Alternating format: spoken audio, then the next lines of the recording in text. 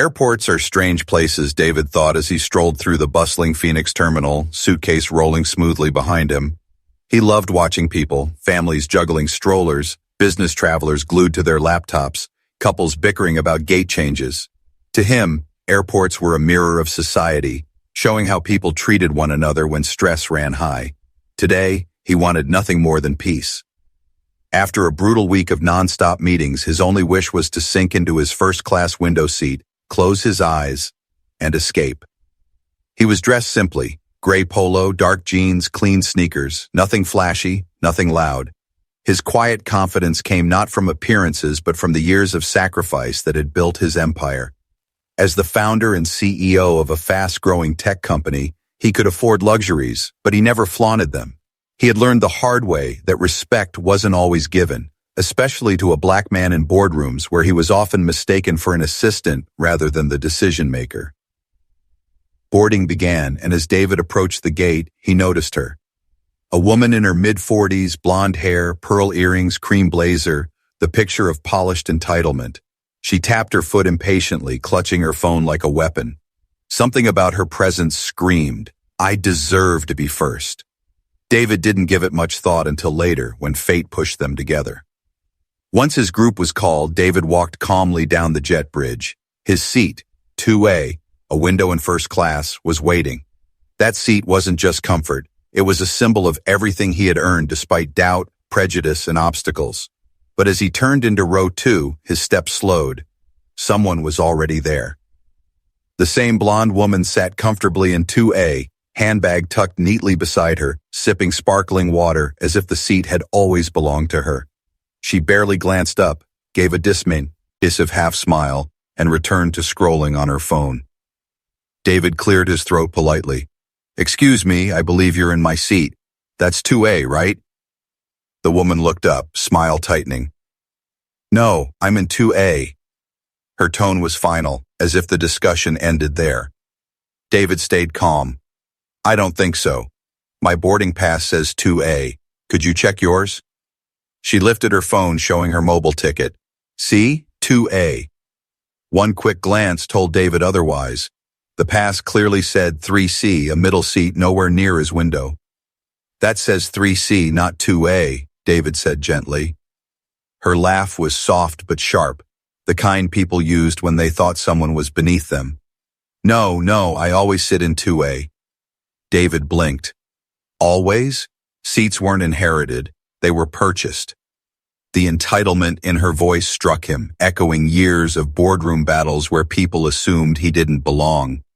"Ma'am," he replied evenly, "I paid for this seat. I'd appreciate it if you could move so we can all settle." She crossed her arms, unmoving. "Well, maybe you can take 3C instead. Problem solved." A hush fell over the cabin. First-class passengers exchanged shocked looks, whispers spreading like wildfire. Some shook their heads in disbelief, others leaned forward as though watching a live drama unfold. David felt a surge of memories. Every time he had to prove he belonged, every time respect was denied because of assumptions about his skin, his clothes, his quiet demeanor. This was no longer just about a seat. It was about dignity. His voice firm but calm, he said, "With all due respect, I'm not moving. This is my seat." Before she could snap back, a flight attendant appeared, her practiced smile straining under the tension. "Is there a problem here?" David exhaled slowly. "Yes. This woman is sitting in my seat." The attendant glanced at both boarding passes. For a second, David caught it. The flicker of hesitation in her eyes, the unspoken calculation about who to believe. And in that moment, David knew this flight would not go as planned. The flight attendant's polite smile wavered as she held both boarding passes in her hand. It was obvious who was in the wrong. The woman's ticket clearly read 3C, yet the attendant hesitated, eyes flicking from the blonde woman in 2A to David, who stood in the aisle gripping his carry-on. David had seen that hesitation before, too many times. It was the moment when people weighed appearances instead of facts, when bias whispered louder than truth. "Ma'am," the attendant began gently, "your boarding pass says 3C. This seat belongs to Mr. Langston." The woman's jaw tightened. There must be a mistake. I always sit by the window in first class. Look at him. He can sit anywhere. Why does it matter? Her voice carried through the cabin, drawing sharp breaths from the watching passengers. David felt the weight of her words. Look at him. It wasn't subtle. She wasn't just questioning the seat. She was questioning his right to be there. Ma'am, David said calmly, though his chest burned. I paid for this ticket. This is my seat. I'm not moving. The woman folded her arms, refusing to budge. I'm not moving either. The air thickened with tension. A man across the aisle muttered, Unbelievable. A woman in the back shook her head. The whispers weren't just about the seat anymore. They were about what everyone could see, the entitlement dripping from every word, the disrespect hurled without shame. The flight attendant cleared her throat. Ma'am, if you don't move, we cannot finish boarding. You're delaying the entire flight. But the woman smirked, leaning back in the seat as if testing how far she could push. Then delay it. Let's see if the airline wants to upset a loyal customer. David's grip on his carry-on tightened. He thought of countless boardroom moments where he'd swallowed frustration, choosing composure over confrontation. But this wasn't a private meeting. It was a stage, with every eye on him, every whisper recording the injustice. The attendant glanced helplessly toward the front, signaling for a supervisor. Moments later, another uniformed staff member stepped onto the plane. She listened to the situation, frowned, then crouched by the woman's seat. Ma'am, your assigned seat is 3C. You need to move immediately. The woman's voice rose, sharp as glass. I will not be humiliated by being shoved into the middle seat while he takes first class. This is ridiculous. Gasps rippled across the cabin. The supervisor's expression hardened. You have two choices. Move to your assigned seat or deplane. But you will not remain here. Still, she clung to the armrest, pale fingers digging into the leather. No, I deserve this seat. David closed his eyes briefly, steadying his breath. It wasn't just about the seat anymore. It was about decades of being underestimated, about every sideways glance that questioned his worth. And though he didn't want a spectacle, he knew one thing with certainty: this wasn't ending quietly.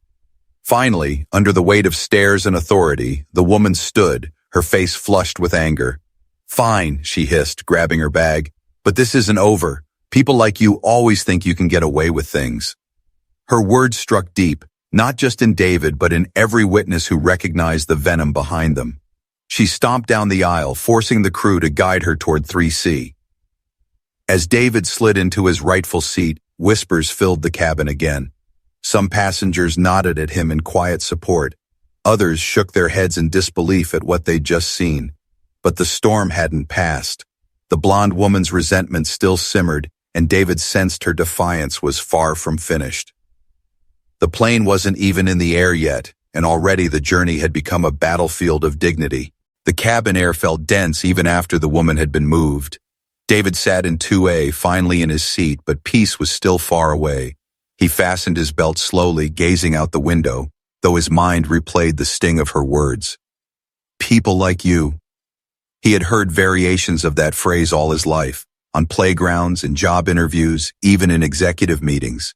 It was a phrase that tried to define him, to cage him inside someone else's prejudice. Passengers settled in, yet whispers carried down the aisles. Some leaned forward to glance at David with sympathy.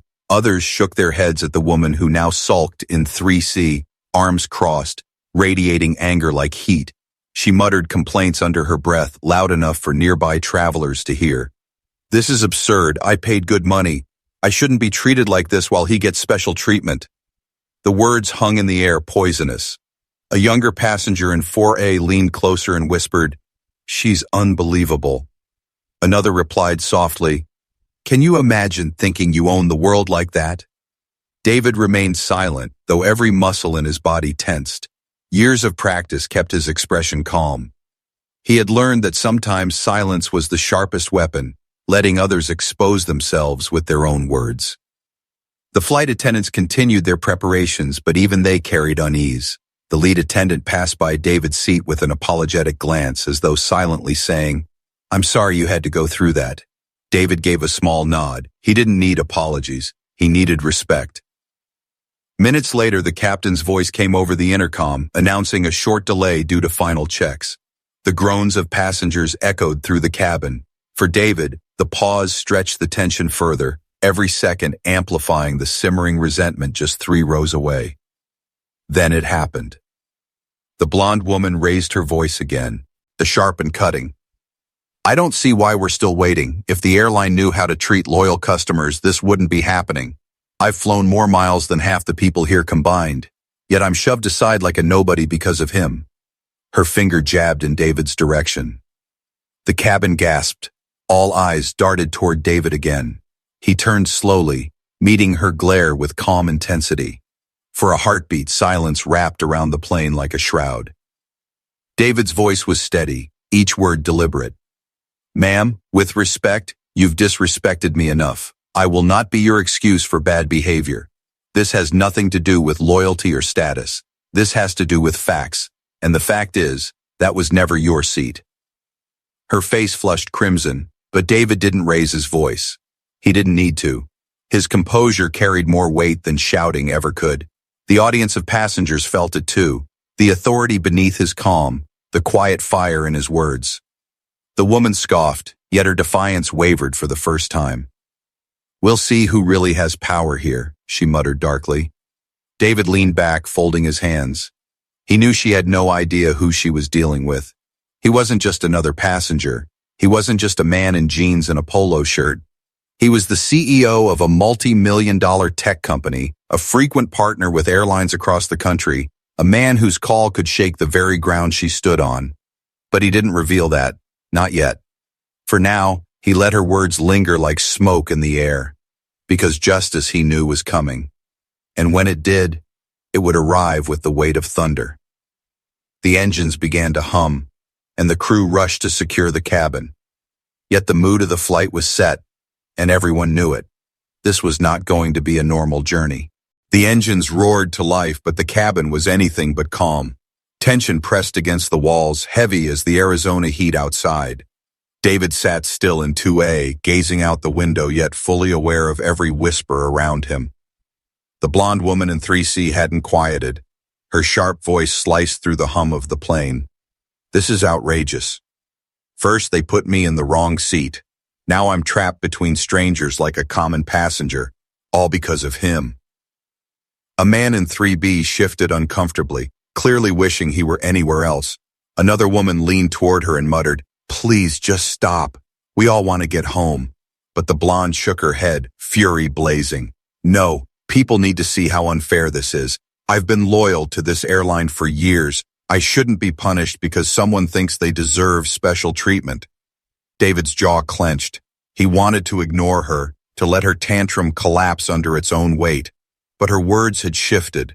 She was no longer just bitter. She was painting him as the problem, turning truth upside down. The lead attendant approached, her patience fraying. "Ma'am, this is your final warning.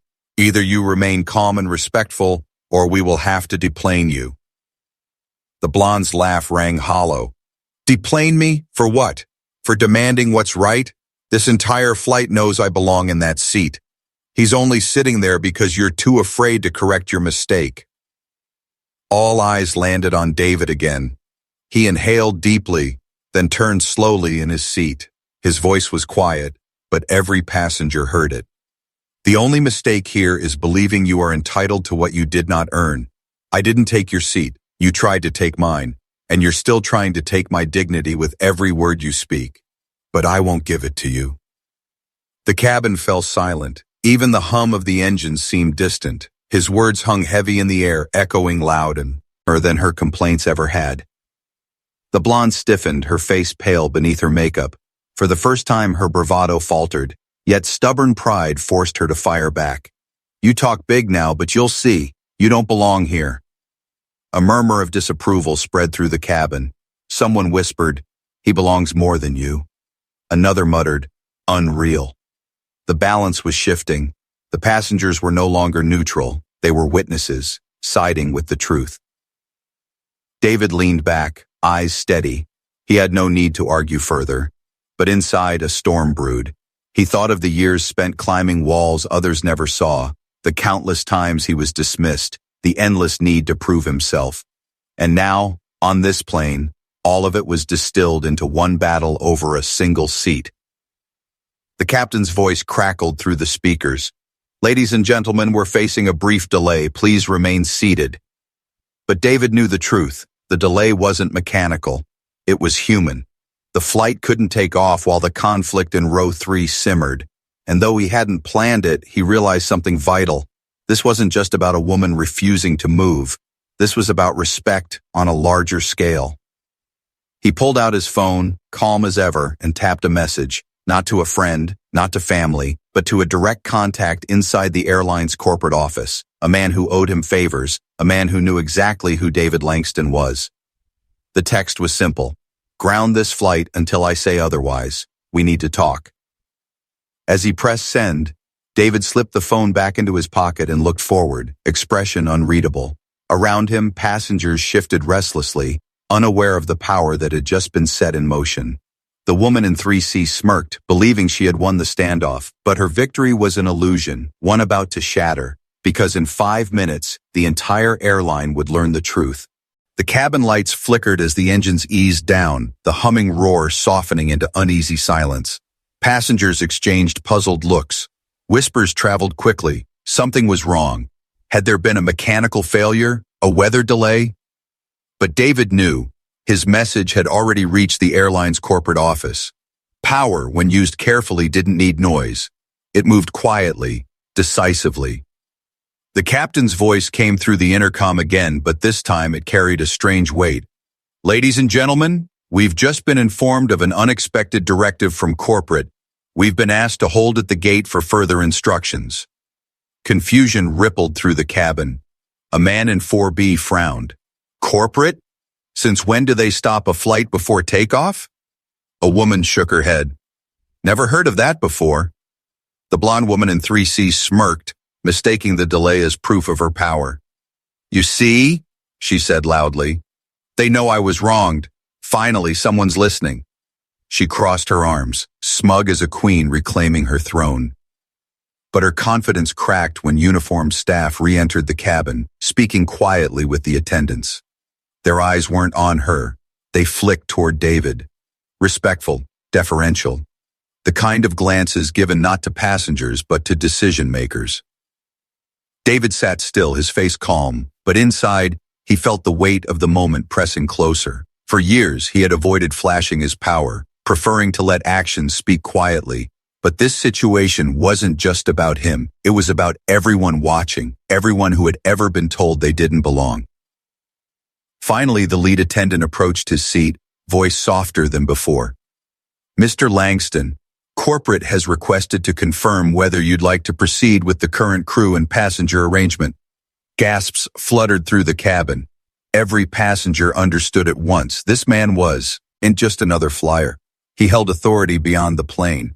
Even the blonde woman's smirk faded as the truth began to dawn.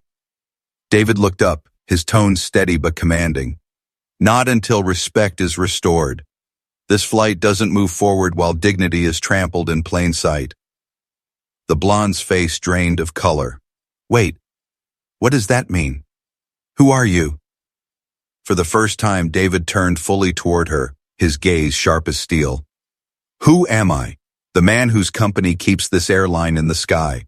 The man you mocked, insulted, and dismissed because of the color of his skin and the clothes on his back.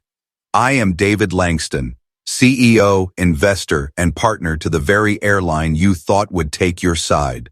The words hit like a thunderclap. The passengers erupted in whispers, disbelief colliding with awe. Phones were raised discreetly, recording every second. The blonde woman stammered, her confidence shattered. You can't be serious." But the lead attendant's respectful nod confirmed it. "He's telling the truth, ma'am." The blonde's hands trembled as she clutched the armrest. The smugness that had carried her all this way vanished, replaced by the raw fear of consequences she hadn't seen coming. David leaned forward slightly, voice quiet but resonant. "You thought this was about a seat, but it was about respect. And today, you tried to steal both. That ends now." The cabin held its breath. The woman sat frozen, cornered by the reality that justice had arrived faster than she ever imagined. The engines remained silent, the plane grounded under his word. And for the first time since boarding, David felt the balance shift, not just for himself but for every eye watching, every heart silently cheering that dignity had been defended. The reveal had begun, and the lesson was far from over. The cabin was silent except for the pounding of hearts. Every passenger's eyes were locked on David. The man they had just learned wasn't just another traveler, but the CEO whose word could stop an entire plane from leaving the ground. And he had done just that. The blonde woman's smugness had drained away. Her pearl earrings glistened under the cabin lights, but her power had vanished. She shrank into her seat, whispering to herself, "This isn't fair. It can't be real." Her voice, once sharp and commanding, now cracked with disbelief. David didn't raise his voice. He didn't need to. His calm was sharper than her anger had ever been. Fairness is treating people with dignity, no matter their skin, their seat, or their status.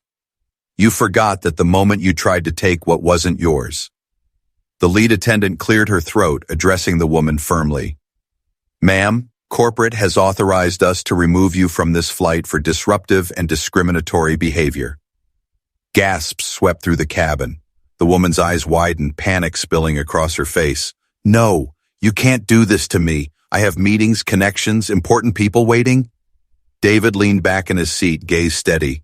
Important people don't have to tell the world they're important. They show it in how they treat others. You showed us all exactly who you are. Two ground agents entered the plane, their presence final. "Ma'am, you'll need to come with us." She clutched the armrest desperately, searching the cabin for support. But no one met her eyes. The same passengers who once watched silently now looked away, unwilling to defend what was indefensible. A few even nodded in quiet approval as justice unfolded before them. Finally, with trembling hands, she stood. Her words, once cutting, now tumbled out in broken fragments. This isn't right. I didn't mean..." But it was too late. Her excuses dissolved into silence as she was escorted off the plane. The door closed behind her, and for the first time since boarding, the cabin exhaled in unison. A murmur of relief rippled through the rows, followed by something unexpected. Applause. Passengers clapped, some quietly, some loudly, all directed toward David. The lead attendant bowed her head slightly. "Mr. Langston, on behalf of the crew, we're sorry you had to endure that. Thank you for your patience." David gave a small nod. "What matters is that respect was restored, not just for me, but for everyone watching, because no one should ever believe they're less because of prejudice." The applause grew stronger, echoing down the cabin like thunder rolling through the sky. David allowed himself a faint smile, not for the power he had exercised, but for the message that had been delivered in real time, witnessed by dozens of strangers who would carry the story beyond this flight. As the engines roared back to life and the plane finally began to taxi, David leaned against the window, the night sky stretching endlessly beyond. He thought of all the battles fought in silence, all the moments when dignity had to be defended quietly. Tonight, however, it had been defended openly. The moral was clear, as sharp as the hum of the jet engines. Respect isn't optional. It is the seat every human being deserves, no matter who they are or how they look. Take it away, and karma will find its way back swiftly. As the plane lifted off the runway, leaving Phoenix behind, the cabin settled into peace. But no one would forget what they had witnessed, a reminder never to judge a book by its cover, and never to steal respect from someone who has earned it. Justice had been served, instantly and decisively, and the world outside the window looked a little brighter because of it,